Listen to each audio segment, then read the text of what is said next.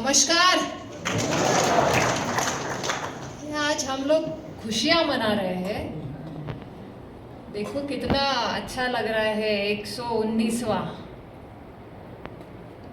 आदत तो ये है कि 18 19 ऐसे बोलने की। 119वां मेरे लिए भी फर्स्ट टाइम है, तो मुझे खुशी हुई है।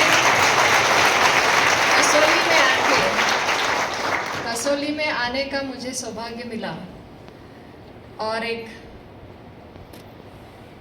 अच्छी यादें जो कि अपने आप में एक इतिहास में हमें लेके जाती है। और सोचिए, मैं ये बिल्डिंग को देख रही थी, बाहर भी बिल्डिंग्स देख रही थी। ये बिल्डिंग्स ने कितने चेंजेस देखे हैं, इन्होंने कितने अलग अलग इस भारत के रूप देखे हैं।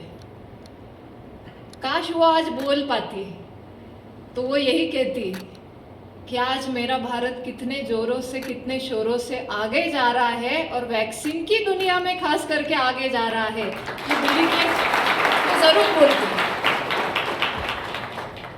आज के इस कार्यक्रम में उपस्थित आदरणीय colonel Dhaniram Shandilya ji, honourable health minister, government of Himachal, Shri Vikramaditya Singh ji, honourable sports and PWD minister, government of Himachal, जिन्होंने खास आग्रह किया, हमारे सांसद के साथी Shri Suresh Kumar Kashyap ji, honourable MLA Shri Vinod Sultanpuri ji, doctor Delhi से हमारे आए हुए डायरेक्टर जनरल श्री अतुल गोयल जी,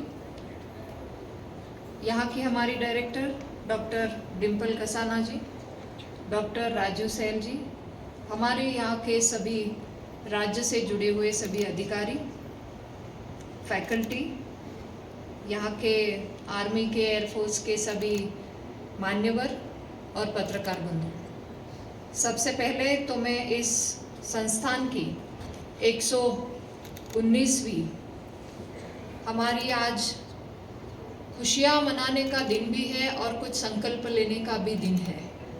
तो ये सबसे पहले तो मैं इस संस्थान को हमारे देश के लिए स्वास्थ्य और चिकित्सा के क्षेत्र में एक बहुत ही लंबे देश के लिए स्वास्थ्य और चिकित्सा के क्षेत्र में एक बहुत ही लंबा और बहुत ही महत्वपूर्ण योगदान देने के लिए बहुत बहुत बहुत बधाई देती हूँ कि इस योगदान से हमारे भारत का गौरवपूर्ण इतिहास बना है।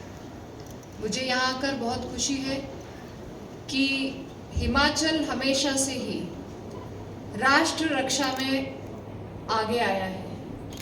और हम लोग डायस पे भी देखें तो दो आर्मी के हमारे कर्नल ऑफिसर भी दिखेंगे। तो राष्ट्रभक्ति क्या है, ये हिमाचल ने हमेशा ही एक चुनौती में हमारा योगदान दिया है। तो वीरों की भूमि है हिमाचल। और जैसे कि मैंने कहा कि एक प्राकृतिक विशेषता है यहाँ पे, तो ज़रूर इस देवभूमि को भी मैं बहुत बहुत सादर नमन करती हूँ, प्रणाम करती हूँ। जैसा मैंने कहा कि 118 वर्षों की इस यात्रा के दौरान इस संस्थान ने विभिन्न मील के पत्थर स्थापित किए हैं। हमने रिपोर्ट्स देखा तो लगातार 1906 में क्या हुआ, 7 में क्या हुआ, 8 में क्या हुआ, ऐसे करते करते वो रिपोर्ट में 2023 तक की उपलब्धियां है। तो हर साल कुछ ना कुछ ऐड होता गया है। कभी डायग्नोस्टिक में हुआ है, कभी एडमिनिस्ट्रेशन लेवल में कुछ हुआ है, कुछ कभी ट्रेनिंग में हुआ है। तो अलग अलग माध्यम से हमारी ये संस्था अपनी नई उभरती विशेषताओं के साथ आगे बढ़ी है। कोरोना के संकट काल में देखा कि बीमारी आने के बाद कितना बड़ा चैलेंज होता है, चाहे वो वैक्सीन को लेके हो या मेडिसिन को लेके हो।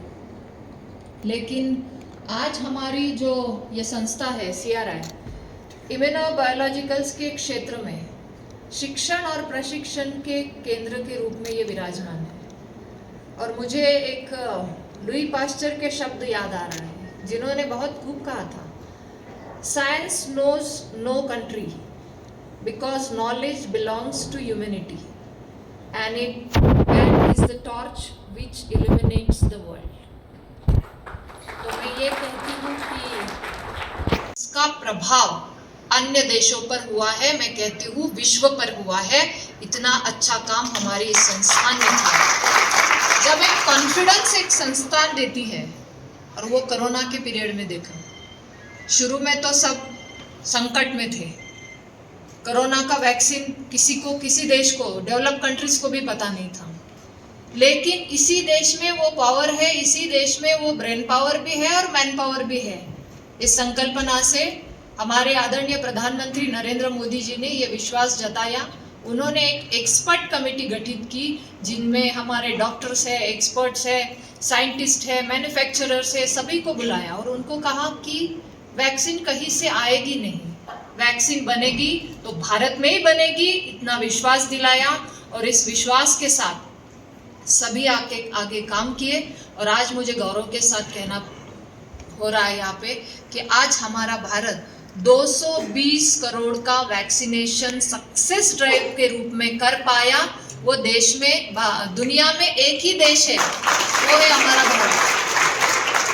तो ये हमारी उपलब्धियां है, ये हमारी ताकत है कि चुनौतियों में भी हम काम करें, चुनौतियों में भी अवसर।